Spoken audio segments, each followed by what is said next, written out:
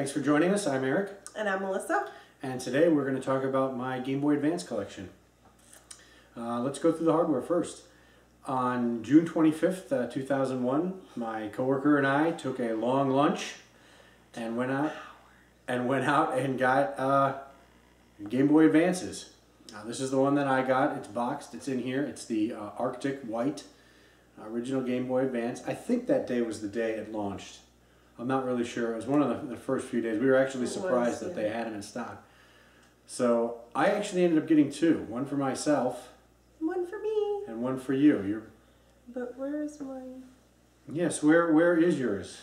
I sold it at a garage sale. Yeah. What was that, like 4 years ago maybe? No, longer than that. Longer than that? It's for dirt cheap. Dirt cheap. Dirt cheap. Boxed, great shape. Yeah. So that was kind of before we were... sad. Yeah, that was kind of before we were really into collecting. But both my friend and I, my coworker and I, we both got... we each got two. One for ourselves and one for our wives. And I bought two games that day. The Namco Museum and this Castlevania game, which we'll talk about in a minute. Since that time, I've decided to go ahead and start getting some of the variants. This is the only other one I have, this little pink one. I'm not sure what the official name for this is, but it's pink. We had yours was the purple, the clear. I think it was Arctic clear or something. I forget what it was called. Yeah. It was like a clear light blue.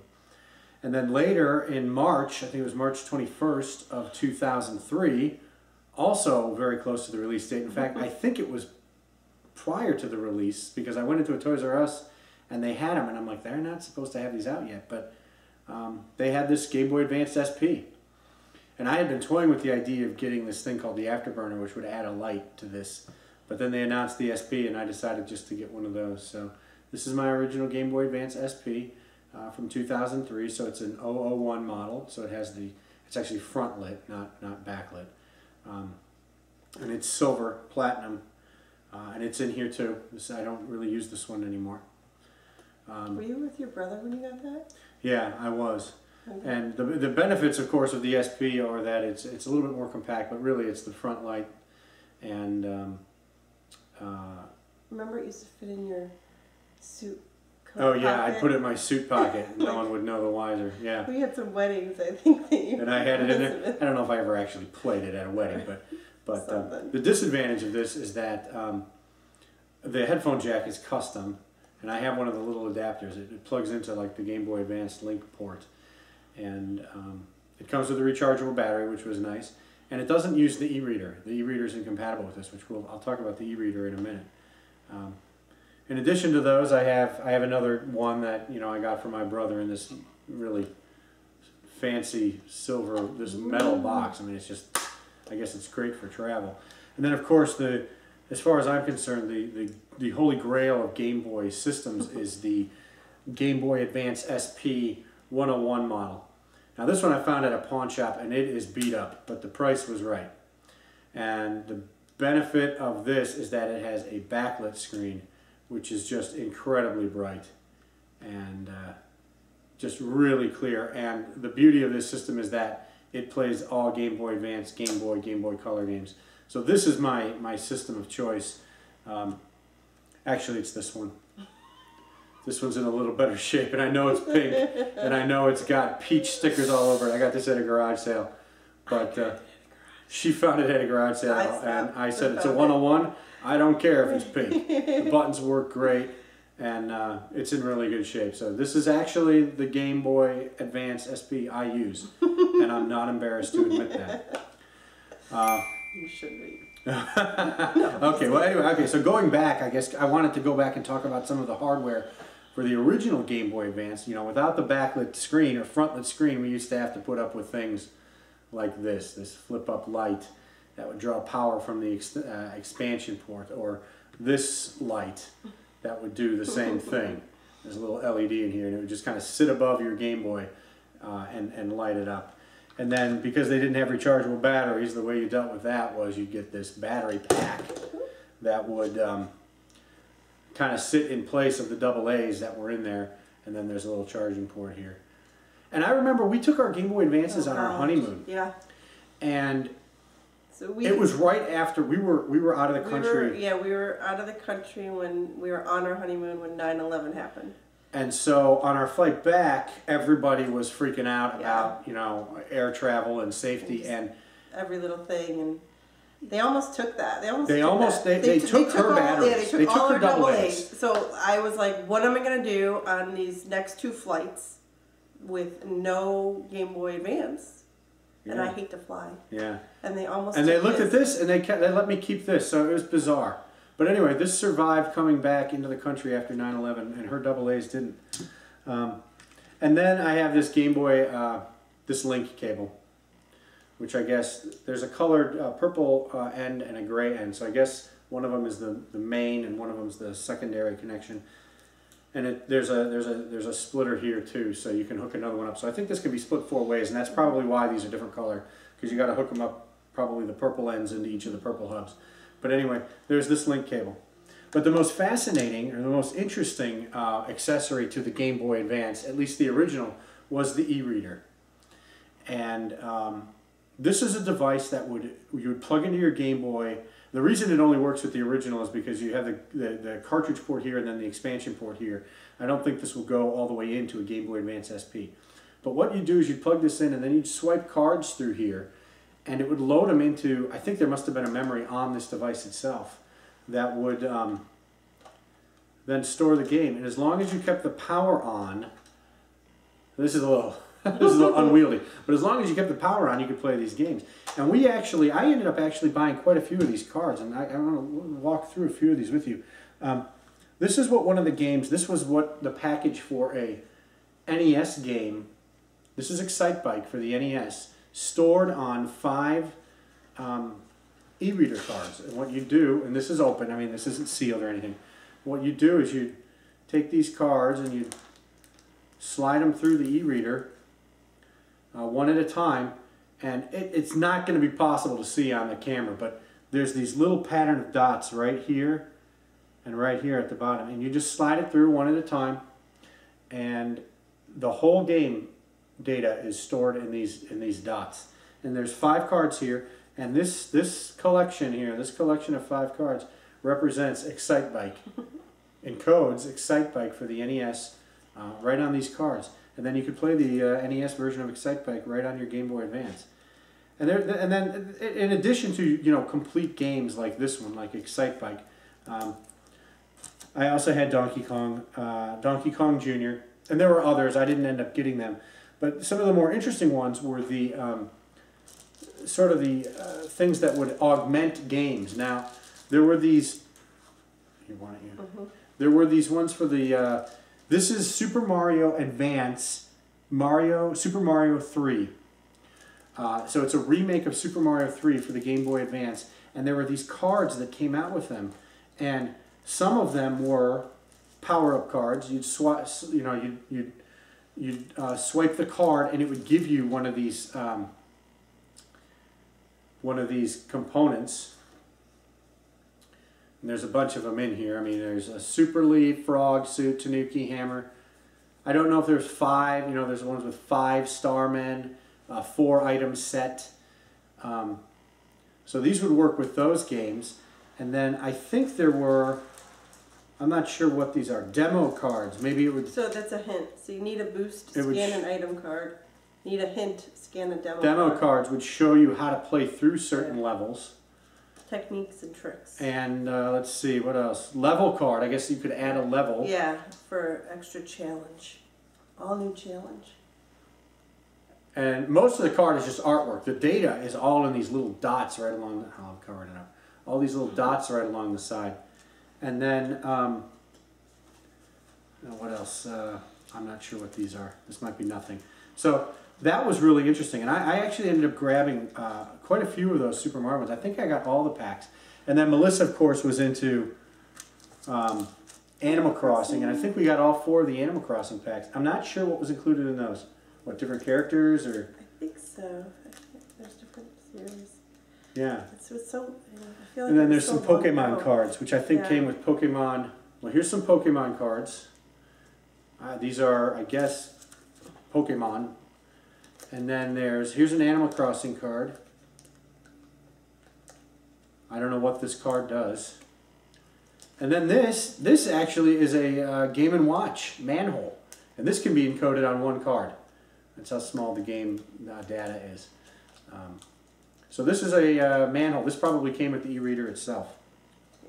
Yeah, like new people. You get different characters for your town. And then here's a new tune, you know, from KK Slider. So really interesting feature. It probably died, you know, it died as soon as they released this. This thing was no longer useful, but I'm really glad I picked one up, although I very rarely use it. But it's kind of nice to have these cards now. I bet they're a little bit hard to come by. So, so yeah, that was a really interesting feature of the original Game Boy Advance. And then I guess one thing, I know I'm jumping back and forth here, one thing I wanted to talk about this was, this had the rechargeable battery in it, and you know, it came with these chargers. And one thing I've discovered is that Nintendo keeps, as they move through generations, they keep lightening up the color of their AC adapters. So black is Game Boy SP or the original DS, and then they moved to gray for the DS Lite and DSi, and now the 3DS is this very light gray color. So if you're ever having trouble determining which AC adapter goes to which system, the darker the color, the older the system. And I don't know what they're going to do after the 3DS. Maybe it'll be bright white and then clear. No, I don't know. But anyway, just as a rule of thumb, the lighter the color, the more recent the system. Okay, so that's it for the hardware. So what I wanted to do next is kind of go through my game collection. Let's move some of this stuff, I think. Okay. So I have put all of my games into DS cases. And I didn't learn about this trick until after Nintendo had started doing away with the Game Boy Advance slot in the DS cases. So the older DS cases actually have a Game Boy Advance slot, and you can put a Game Boy Advance in there, and then you chip out a little bit of the top here and you can put the manual right in there. So I've done that with all my games. I didn't learn about this until after they had started doing away with the slot. So what I ended up doing was ordering a bunch of DS cases from Nintendo and then going to my DS games, putting them in new cases, taking their cases and putting the Game Boy Advance games in there. So all of my games are in these, not all of them, almost all of them are in these DS cases, and then they're all boxed. And I've only got a few boxes out here that I wanted to, you know, just kind of show, but I have all of the games in boxes, and I've got them in these little protectors. And I'll talk about one of those boxes in a minute. Yeah, so Advance Wars 1 and 2. And I've played both of these to completion. Really like this game. I think I bought this game within a few days of coming back from our honeymoon. I had Mario Kart. Yeah, I remember. I was going to say, gosh, I remember you playing. This is something that I got very quickly after we got back. I think it had come out around that time. So Game Boy Advance, Advance Wars 1 and 2. And I guess I'll open this one up too. Yeah, these are harder to open. Maybe you won't open. But you can just chip out this, there's a line across the top here that you can just chip out, put the game in there and the manual, and they're great. They're great for the storage and display of these. I have the 3 Castlevania games. This one I bought the day I bought my Game Boy Advance.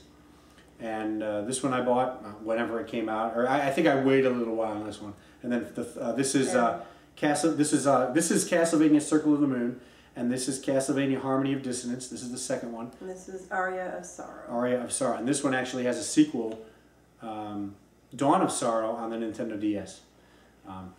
So I don't know if we want to open these or not, but they're all complete. There's not much to see. The game art and looks just like the cover art. So, Final Fantasy Tactics, Advance, you know, hey, it's Final Fantasy, or it's Final Fantasy Tactics, right? So, I haven't played this game yet, but I bought it many years ago, not too long after it came out, and Had that in my collection. Fire Emblem. We've got the first one, which is just called Fire Emblem, and there's Fire Emblem: The Sacred Stones. And these are the first Fire Emblem games I got there. I think this is the first one that was released in the US, and since that time Nintendo's released them for the various portable systems, the DS, the 3DS, and there's a GameCube and a Wii. And I think the Wii game is the only one I don't have, Path of Radiance. That's a really expensive game, and I missed out on that one. But Fire Emblem 1 and 2 for the Game Boy, or I don't know if they're 1 and 2, but it's the first 2 Fire Emblem games for the Game Boy Advance. And same thing for Golden Sun. Golden Sun and Golden Sun: The Lost Age. These are RPGs. I started playing Golden Sun, and then I just, one weekend we went away on a trip and I never picked it up again. I have no idea why. But I might pick it up again. But I have the 2 Golden Sun games for the Game Boy Advance. This is one of the more recent ones. I got this at a swap meet about a year and a half ago. Iridian 3D, and I was actually confusing it with the DS game called Nano Stray. It doesn't matter, but this is a shooter. It's fantastic graphics for the Game Boy Advance. I don't have the sequel. I think there is a sequel. Mario and Luigi Superstar Saga. RPG starring Mario and Luigi. One of the first in the Mario and Luigi series, I think. I think it might be the first. I mean, outside of maybe Paper Mario. But this is kind of... I haven't played these games, so I'm not real familiar with how the series works. But I think this might be considered its own series, although I believe it kind of originated with Paper Mario or even the Super Mario RPG for the Super Nintendo. Mario Kart. This is the game we bought just before our honeymoon, and I played on our honeymoon. Not all the time. Anyway, Mario Kart Super Circuit. I have all the Mario Kart games. All the way up. And I'll probably be getting Mario Kart 8 when it comes out for the Wii U.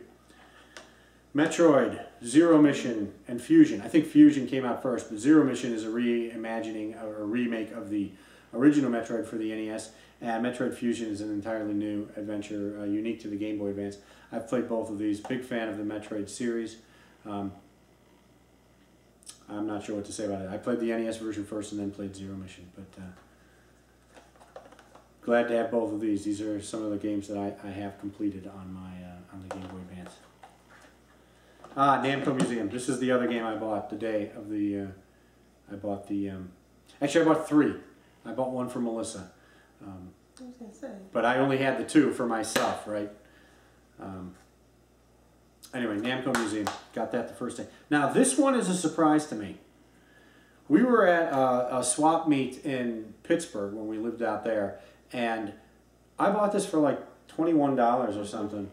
And I had read something about it saying this was a great review. It was a highly reviewed game, and I saw it at the swap meet for 20 bucks or something. I said, oh, okay, I'll grab it. And I've got it boxed.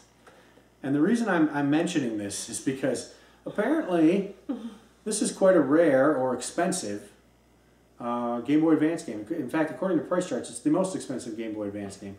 And I guess I'm glad that I have it. It is a fantastic game. I haven't played much of it, but the parts of it that I have played, I really enjoyed. So keep an eye out for this. If you collect for the Game Boy Advance, you probably know that Ninja. Sorry, I didn't say the title. This is Ninja 5.0. If you collect for the Game Boy Advance, you might know that Ninja 5.0 is sought after, but it's also a good game. It's not just collectible. So I'm glad that I got this when I did. That was like the only thing we got that. That was the only thing we got that day. There wasn't In fact, I think I added the price of the admission to the swap meet to the price of the game because that was the only thing we bought. Phantasy Star Collection. I didn't even know this game existed until I walked into a GameStop one day 10 years ago or 11 years ago, saw it on the shelf and said, well, I have that. What is it that, dare I? I saw it sitting there and I knew I had to have it. That's what the Game Chasers say. Anyway, this is Phantasy Star 1, 2, and 3.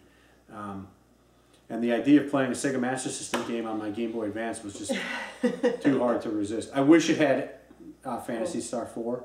4 is my favorite of the series. But I had to have a Phantasy Star game for the Game Boy Advance. Pinball of the Dead, another good pickup, right? It's a fun game. I like that one. Yeah, the Pinball of the Dead. That's probably the only other game I've played on the Game Yeah. It's great because, you know, the bumpers work perfect as the shoulder buttons work perfect as the bumpers for the pinball.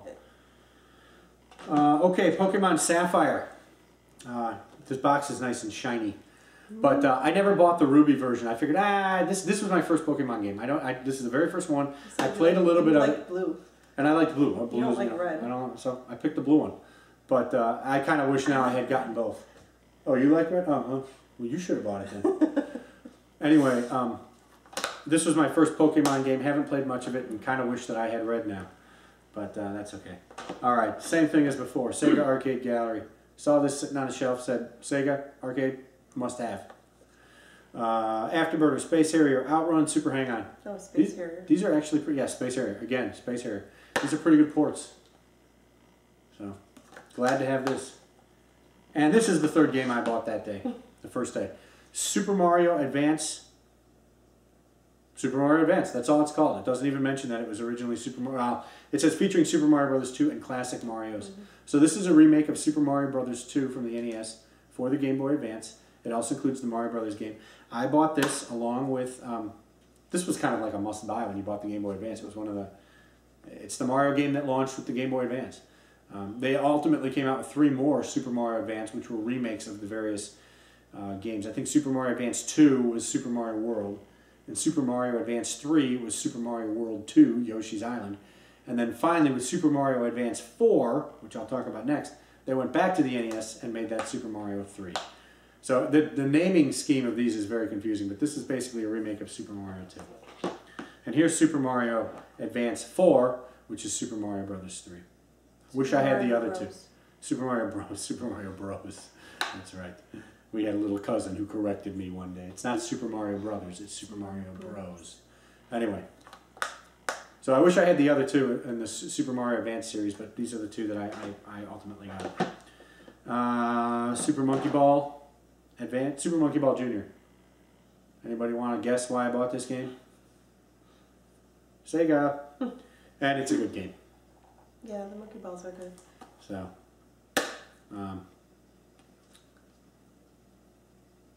I don't have much to say about it. I barely really played it. And then these are kind of goofy, but they're fun. Texas Hold'em and Ultimate Card Games. I've actually had a lot of fun playing this. This stayed in my Game Boy Advance for quite a while. What was I playing on it? Hearts? I think I was playing Hearts and Euchre. Euchre. I think I was playing Euchre on this.